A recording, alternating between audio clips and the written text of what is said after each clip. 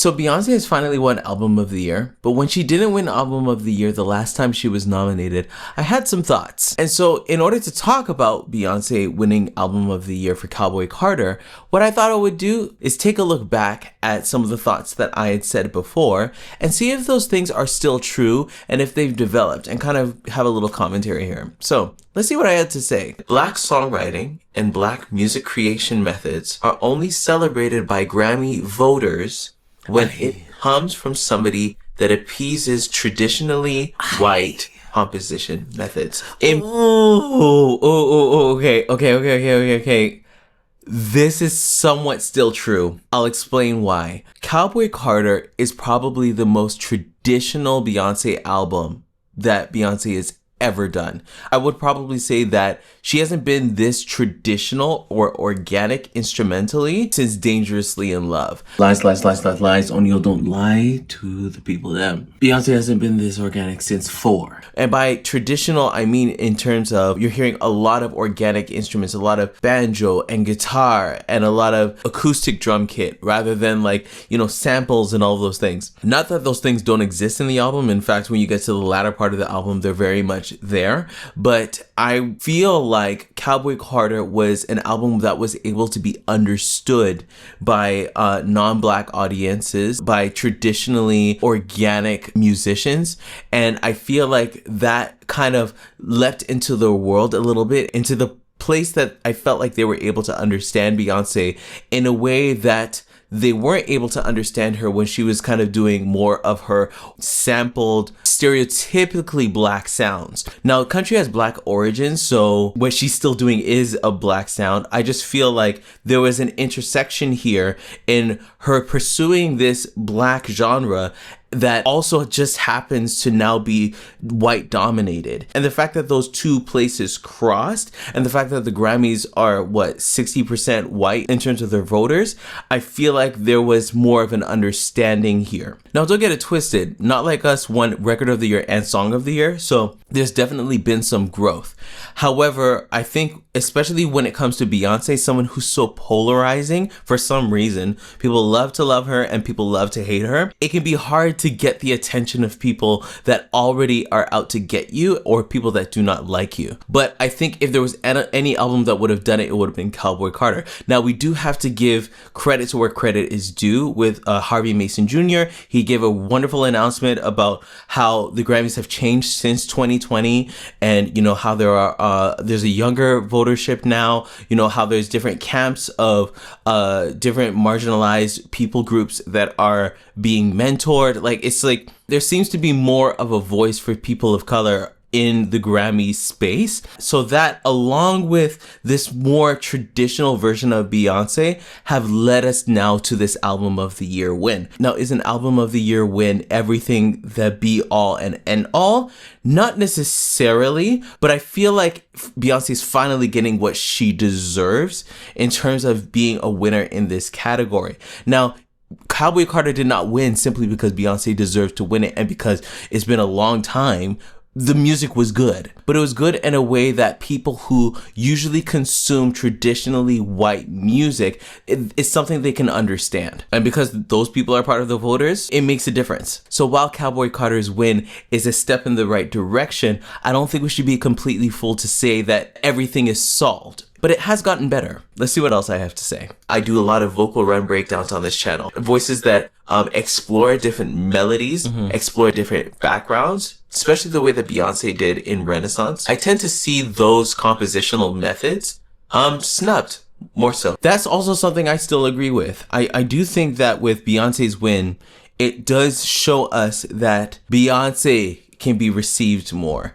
But I do still think that vocal creativity and vocal technique and vocal prowess is not necessarily something that is overly celebrated. Like, you have categories like best pop vocal performance, but it's not about what people who appreciate singing are crazy about. It's more about, did this vocal convince me in terms of the songwriting? And that's not always a technical conversation. I do still think that vocal creativity, vocal technique, vocal improvisation can have a little bit more shine, and overall musicianship as it relates to singing.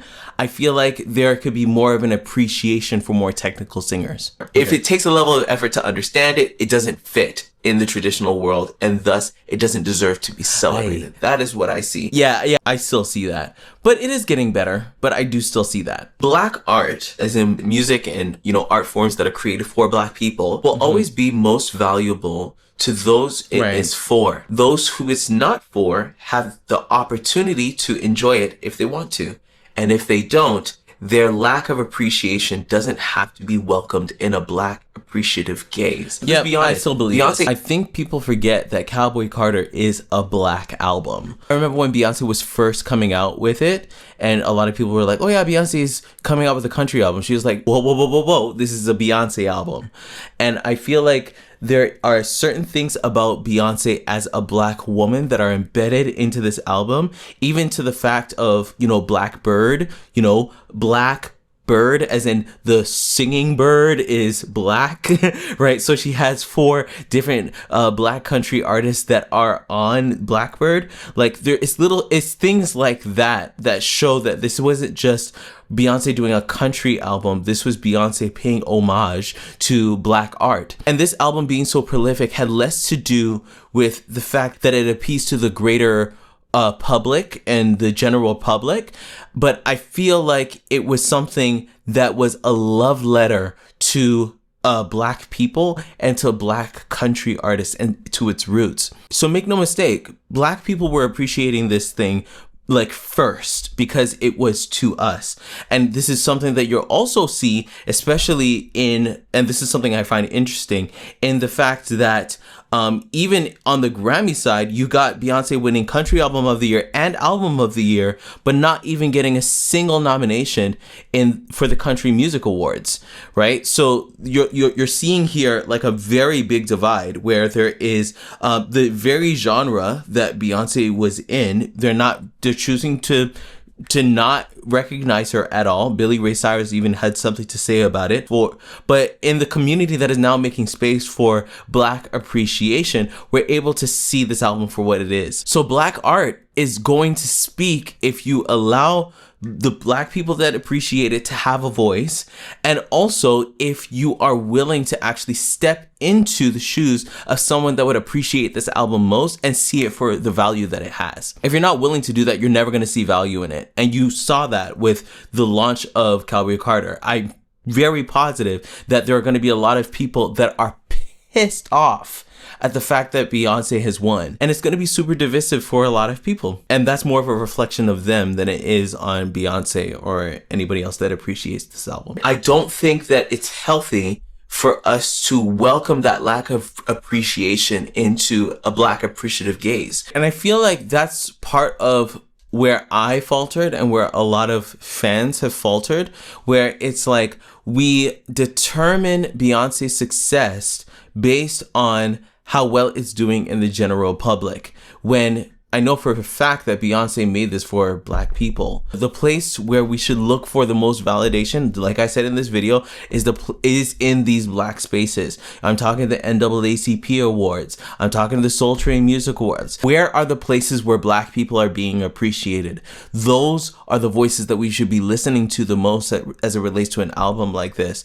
And we have to detach ourselves from simply wanting the general public to recognize our favorite artists. Now, for the Grammys this year, Beyonce was recognized, and we're glad for that. But whether or not our favorite artist is great can't depend on whether they're recognized by a traditionally white institution or a more predominantly white institution.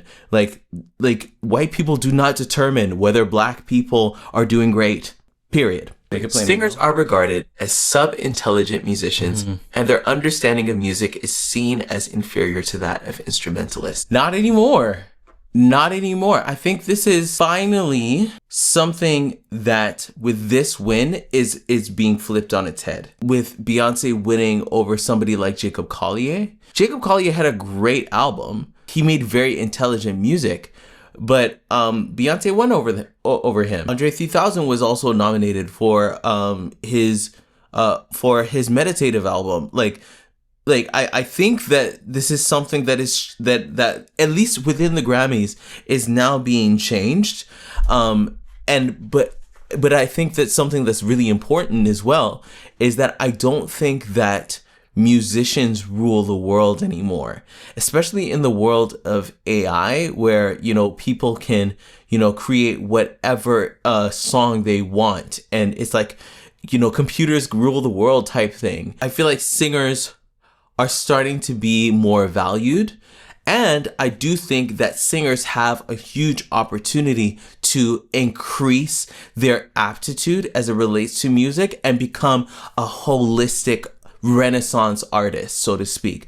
An artist that doesn't just sing, but they write. An artist that doesn't just write, but they play an instrument, or at least are able to, find their way around so that they're able to communicate with other musicians. And that's someone who Beyonce is. Now, if that's something that you realize is something that you want to develop in, especially in terms of understanding not only the language of musicians, but understanding your own voice, I'm here to help you as well. So what I've done is I've created a resource for you to be able to start the process of starting to understand your own voice. So I want you to go to reclaimyourvoice.ca/masterclass. Like I always say, I want to make sure that you are taking advantage of this free information where I am giving you guys a little bit of some stories from some clients that I've worked with and giving you guys a little bit of some of the things that I've drawn from them and their journeys and a bit of my own journey and how that can actually help you to start to see the full potential of your voice, find your sound, and break your bad singing habits. So I want you to go to reclaimyourvoice.ca/masterclass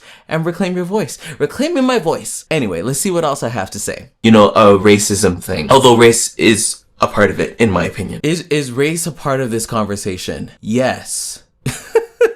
A black woman has not won Album of the Year since 1999. Race is definitely a part of this. But I do think a lot of the changes that have come to the Grammys since 2020, thanks to Harvey Mason Jr., are changing what this looks like. And I think here a door has finally been opened again, for black female artists. Shout out to Doechii, who won Rap Album of the Year. And shout out to all the other nominees in the Album of the Year category, because there were 5 women? Beyonce was there, Taylor Swift was there, Billie Eilish was there, Chappell Roan, who's a great performer. I saw her performance. Was also there. There's one girl I'm missing. Oh, Charlie XCX was also there. Listen, my wife and I enjoyed Brat, but that's besides the conversation. Gratitude and mindfulness will always spin the odds in your favor. And when you don't win, there's always a way to win. For me, yes. Let's be honest. Beyonce not winning Album of the Year so many times is what clued us into the fact that something was wrong here. Are there other people that have probably been snubbed? Yeah. But I think that Beyonce not winning, all this time has really led to this moment. And I am extremely glad that Beyonce won for Cowboy Carter without having a single music video as a part of this conversation. The visual album thing is out. You can't even have that as a part of the conversation. Like, Beyonce's musicianship is now at center stage. And I think this is part of what she wanted. But also for us to listen to the music and get into the music and start to create our own world with listening to music. I'm very happy for that as well. But yeah, her losses have definitely opened us up to this win, not just being a win for Beyonce. Because Beyonce wasn't winning in these larger categories, there now was a conversation that opened up the door for a whole bunch of other people, women, and black people, to get a whole bunch more say, or a whole bunch more representation in the wins and all of the things. When esteem is withheld, or when praise is withheld, history and culture will always tell the correct story. Isn't it good to be on this side? When I said that, I didn't realize we were gonna get this so soon. History has definitely told the correct story with the win of Cowboy Carter. And so if you want to dig into a little bit of Beyonce's live interpretation of Cowboy Carter, go and watch my breakdown of the Beyonce Bowl. And of course, if you're new to this channel, definitely subscribe, because this is the place where we help you to reclaim your voice. Reclaiming my voice. I'm O'Neal Gerald, and I'll see you in another video. Bye, everyone.